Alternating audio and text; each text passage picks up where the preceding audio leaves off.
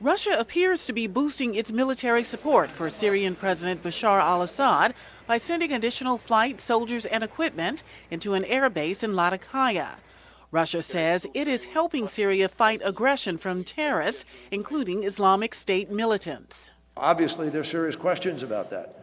I'm not taking that at face value because we look at the type of airplanes or the type of munitions and so forth, and it obviously raises much more serious questions about what is happening. In a news conference with South Africa's foreign minister, the U.S. diplomat said the Obama administration is considering its response to a Russian proposal to hold talks on Syria. Specifically, that we have military-to-military conversation and meeting in order to discuss the issue of precisely what will be done to deconflict with respect to any potential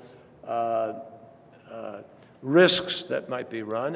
While Russia has backed President Assad as his regime fights Islamic State militants and the moderate Syrian opposition, the United States and its allies say a political solution without Assad is the best way to resolve the country's unrest.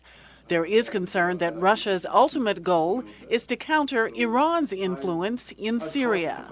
I do view this as a sort of also competition between the Iranians and the Russians over who shapes the post-war or post-Assad Syria. In the long run, countering extremist groups such as ISIS will require a multifaceted approach. This is a long-term fight, one that involves a multitude of actors and requires a continuous mustering of political will. Kerry says he is communicating closely with U.S. partners on Syria's unrest, which will be among topics discussed when he travels to Europe later this week. Pam Dawkins, VOA News, the State Department.